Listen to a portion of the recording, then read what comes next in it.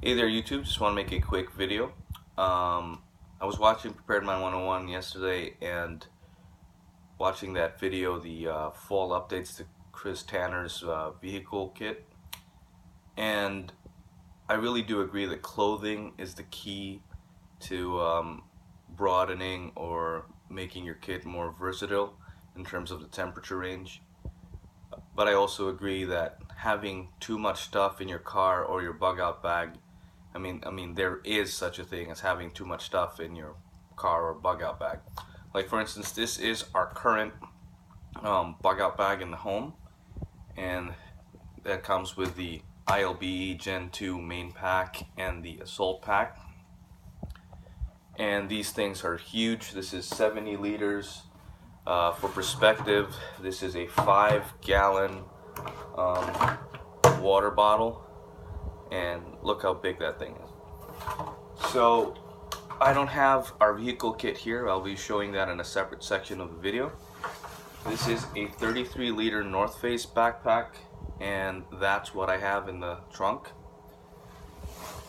And I live in New York City, so I don't have a CCW. I can't put crossbows or bows in there, arrows and a whole bunch of stuff. I can't even have a fixed blade in there. So that does limit a lot of things that I can put in the car. I have friends who have gotten arrested with knives in their cars. So that's just stuff you can't have in the 5 boroughs of New York City. But my point was that even this thing, which is in the house, this is a 70-liter pack. That's a 26 or 28 liter, and they're filled up as comprehensive as I could with budget that I have and the knowledge that I have. But one of my issues is that this thing is almost impossible to carry, and I don't see why I would put something this big in the vehicle unless it was a true bug out situation and I was bugging out and putting this in the back of the car. But something to be in the car at all times, this would take up too much space. So I'll be showing you guys a clip, in another clip, the my chosen vehicle kit. Again, having clothing in there like Chris has in his car, I really do agree with that. But I think you should just have it there all the time. And in another video, I'll show how backpackers have really used that. Matter of fact, if you go to ultralight backpacking websites or forums, you'll see how they increase temperatures of their outfit, their clothing, and layering it up is the key to everything. And backpackers go out into the woods for about 6 months to a year, and they live in those conditions. So anyway, I'll pause it for now and show you the other clip. Hey there YouTube, just wanted to show the vehicle emergency kit that I have, which I spoke about in the earlier part of the video. And as you can see, we drive a RAV4 and there's really not that much room there, so I've got some stuff here in the crate. Got some, like basically a freebie fleece blanket. Here's one I got from Marshall's for $7.99. It's great for the kids when they get cold in the car. Just a vacuum there. My son's North Face jacket, one of those 550 reversible down jackets, just there pretty much just stays there all year round. And got one of those big rechargeable batteries with the jumper cables attached. And something I showed in another video, this stays in the car all the time. It's got chillax hammock, 9x7 tarp, and a mosquito bug net. Just stays in there. So that's the part of the shelter system, and you can use the fleece blankets. So for that gray man effect, got a standard North Face 33-liter backpack. This is I think these have been discontinued at this point. This is the North Face Big Shot 1, and It's got some pretty cool compartments. Very durable bag. I've had this for a very long time.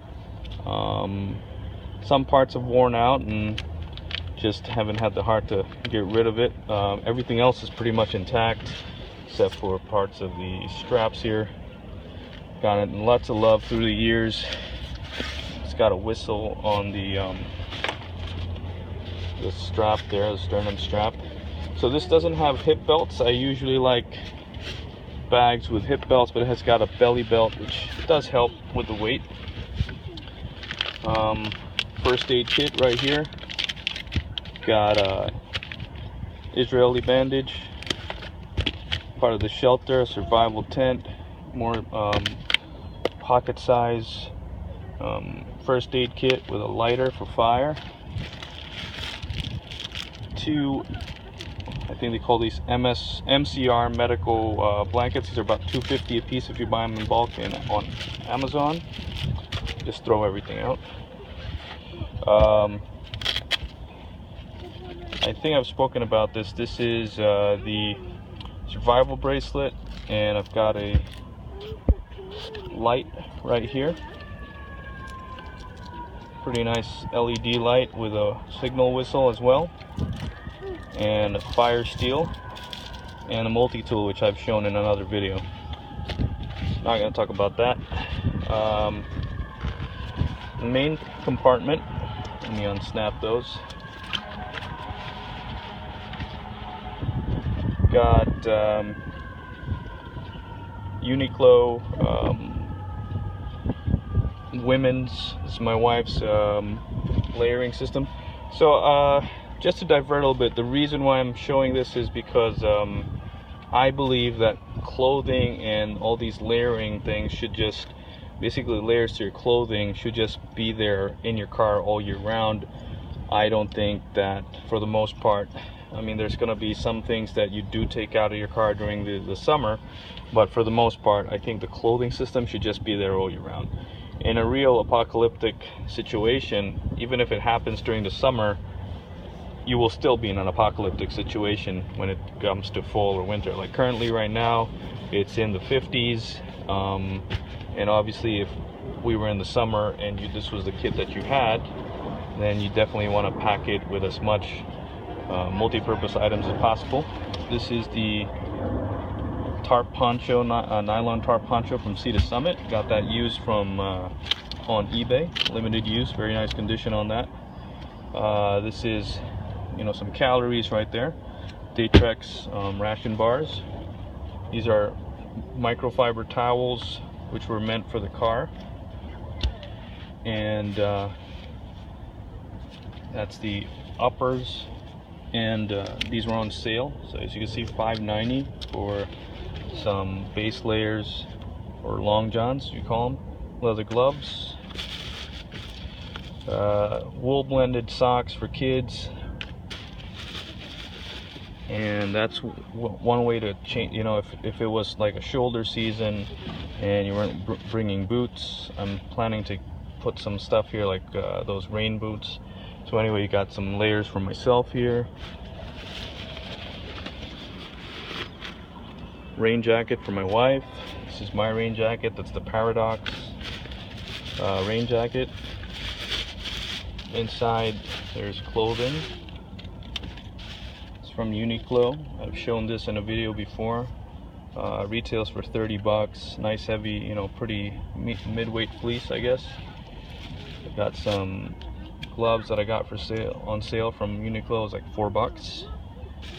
And these are wool socks, merino wool socks, 70% merino wool at Costco. There's a Kirkland brand. Basically you get a 4-pack for $12.99, so really cheap. Some heat tech gloves for myself. So just wool socks, merino wool hats right there, also from Costco. It's a lot of good stuff from Costco. And for my layering system for cold weather, got a pretty good mid-weight or heavyweight fleece right here, pretty much similar to the Denali, I guess, heavyweight fleece.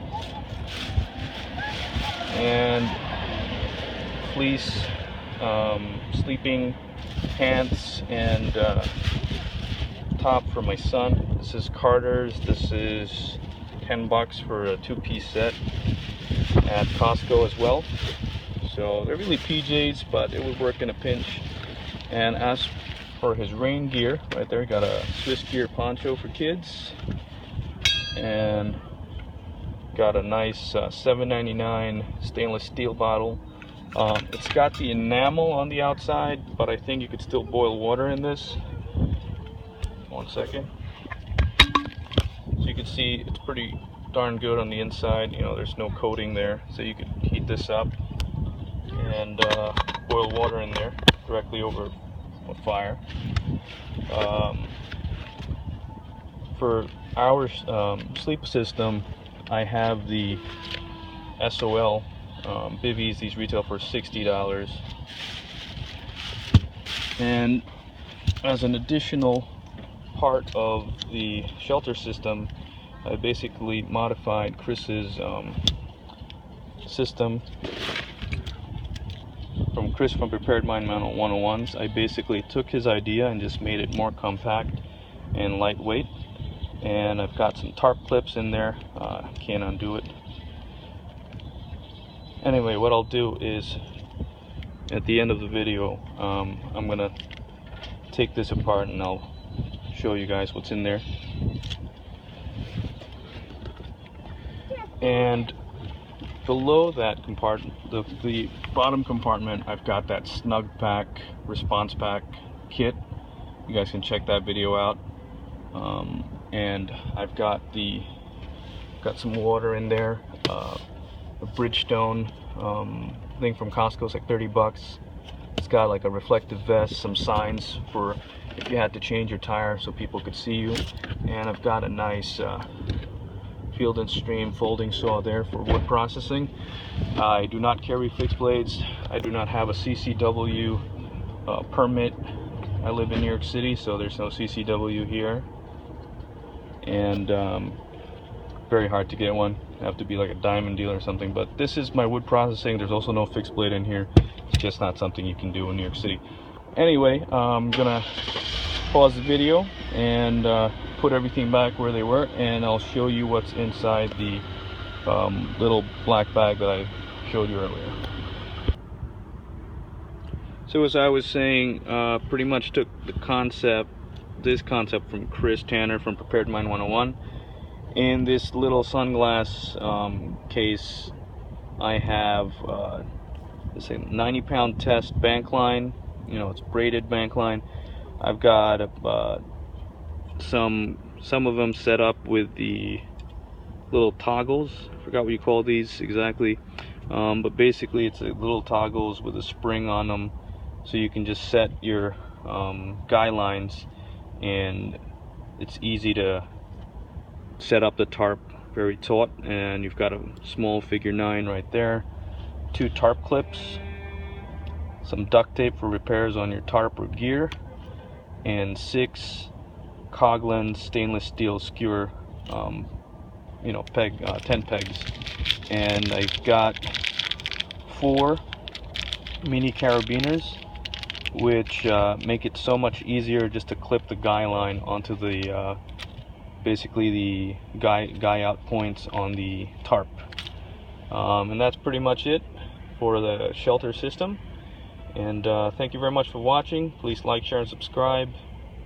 And hope to see you soon. All right.